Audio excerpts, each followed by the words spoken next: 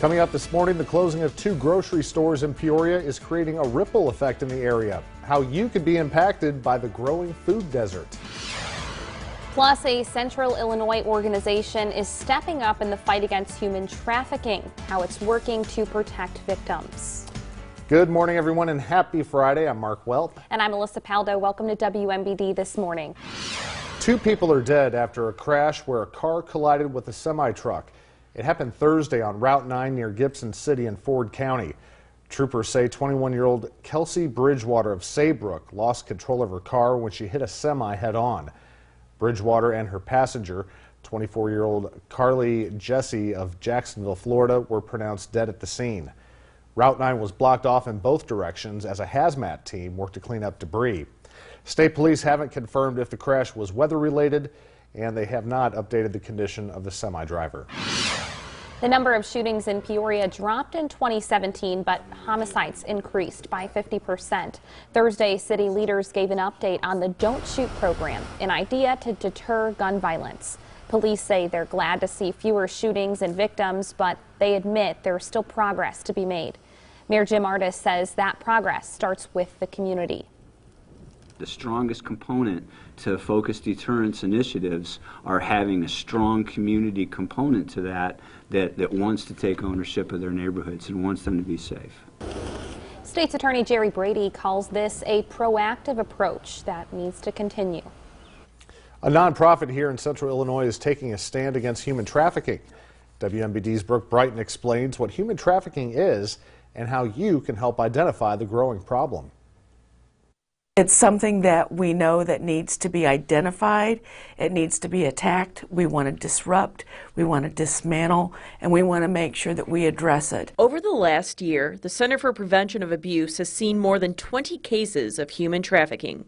For that reason, the nonprofit decided to create a department specifically for trafficking services. The number has grown over the months that we've been doing this, and we've realized that we need to bring awareness and education to not only the Peoria community, but the surrounding area. Now, there are many cases that fall under human trafficking. Sarah Dillfeld, Director of Human Trafficking Services at the center, says it's typically broken up into 2 types: labor and sexual exploitation. We're seeing about 60% of the victims that seek our services have been exploited through sexual exploitation, but we're seeing quite a few numbers most recently in labor trafficking. The new department will provide an array of services from affordable housing to prevention education. It's an underreported crime.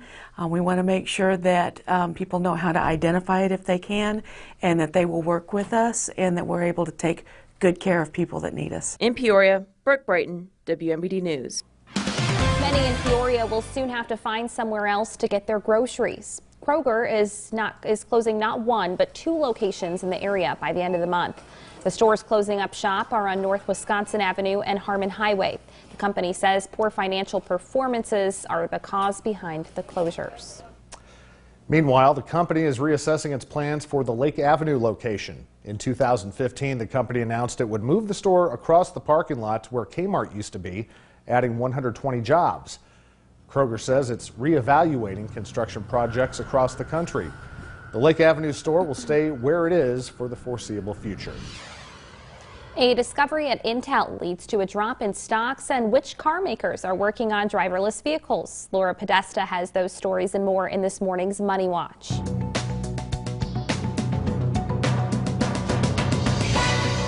Stocks rose Thursday as the Dow climbed to 25,000 points for the first time ever. But one company's shares fell. Intel was down following a report that said phones and computers using its chips could be hacked. The company says it's working quickly to reverse the security issues, and people will soon be able to protect their devices by updating their software. New records on Thursday. The Dow closed up 152 points, and the Nasdaq also closed up 12 points. Hyundai and Volkswagen are getting in on the driverless car game. The automakers say they are partnering with a tech firm led by former executives from Google, Tesla, and Uber.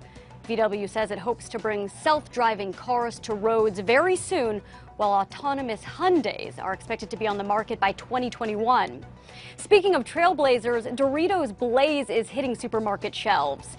PepsiCo's Frito-Lay division says this chip packs a spicy punch, and it could possibly expand into a bigger line for heat-seeking snackers in the future. And that's your CBS Money Watch report. For more, log on to cbsmoneywatch.com. In New York, I'm Laura Podesta. Governor Bruce Rauner is voicing concerns over the federal tax plan. Nearly a third of people in Illinois use the state and local tax deduction to subsidize what they owe the federal government. But now there's a cap. They can only get up to $10,000 back. Rauner says it's sure to hurt families, but says this opens the door for local tax reform. But critics say they wouldn't bet on it. People will talk a good game, but I don't expect any kind of serious discussion until, we have a new legislature and a new governor. So this looks like 12 months of treading water until, hopefully the dynamic will change.